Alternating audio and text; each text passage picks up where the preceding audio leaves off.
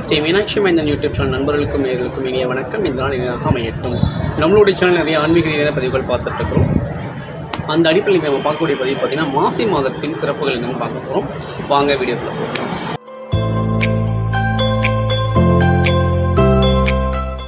அற்புத கீர்த்தி வேண்டின், ஆனந்த வாழ்க்கை வேண்டின், நற்பொருள் குவிதல் வேண்டின், நலமெல்லாம் பெருக வேண்டின், கற்பகமூர்த்தி திருக்கை முன் சென்று பொற்பாதம் பணிந்தவாறு பொய்யில்லை கண்ட உண்மை.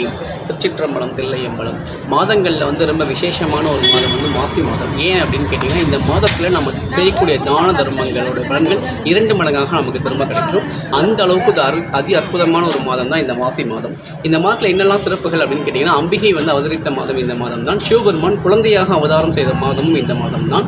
விஷ்ணு பகவான் வராக அவதாரம் எடுத்ததும் இந்த மாதம் தான். இதெல்லாம் போக இந்த மாதத்தில் மகா சிவராத்திரி அப்படின்னு சொல்லிட்டு ஒரு சிறந்த வழிபாடு உண்டு. ஒவ்வொரு மாதமும் சிவராத்திரி வரும். அந்த சிவராத்திரி ஒவ்வொரு மாதம் வரக்கூடிய சிவராத்திரி. ஆனால் இந்த மகா சிவராத்திரி அப்படின்றது சிவனுக்கு 4 கால பூஜைகள் ஆகும்.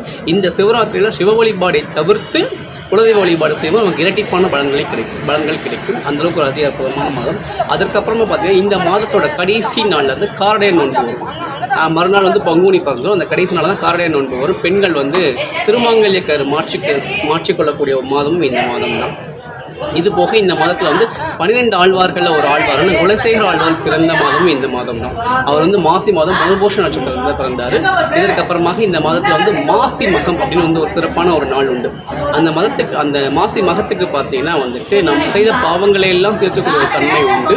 அந்த நாளில் நீர்நிலைகள், கடல்கள், இந்த மாதிரி இடங்களை நம்ம நீராடி நம்மளுடைய பாவத்தெல்லாம் போக்கிக்கணும். இந்த அளவுக்கு அது அற்புதமான ஒரு மாதம் தான் இந்த மாசி மாதம். இதெல்லாம் போக இந்த மாசி மாதத்தில் இன்னொரு சிறப்பு திருச்செந்தூர் முருகன் கோவிலில் மாசி திருவிழா கொடியேற்றத்தோடு நடக்கும். 12 நாள் திருவிழா நடக்கும். அந்த 12 நாள் திருவிழாவில் சுவாமி 7, 8ஆம் திருநாள் பிரம்மா, விஷ்ணு, சிவன் 3 ஸ்வரூபத்தில் காட்சி கொடுப்பார். அதுவும் இந்த மாசி மாதத்தில் தான் நடக்கும். இத்தனை சிறப்புகளை உள்ளடக்கிய மாதம் தான் இந்த மாசி மாதம். இந்த மாதத்தோட இன்னொரு சிறப்பு பார்த்திங்கன்னா, சரஸ்வதி தேவியோட அவதார தினம் நிகழ்ந்தது இந்த மாதம் தான். மாசி மாதத்தில் வரக்கூடிய வசந்த பஞ்சமியில் தான் சரஸ்வதி தேவி அவதரித்தாங்க. அது போக இந்த மாதத்தில் பார்த்திங்கன்னா, பார்வதி தேவி தாட்சாயினியாக வலம்புரிச்சங்கில் தோன்றிய மாதமும் இந்த மாதம் தான். இந்த மாதத்தை பொறுத்த வரைக்கும் நீங்கள் புதித கலைகள் ஏதாவது கற்றுக்கலாம், குழந்தைகளுக்கு நம்ம படிப்பு சொல்லிக் கொடுக்க ஆசைப்படுறோம் அப்படின்னா இந்த மாதத்துலேருந்து நீங்கள் ஆரம்பிக்கலாம். உங்களுடைய கல்வியில் அவங்க சிறந்து விளங்குவாங்க.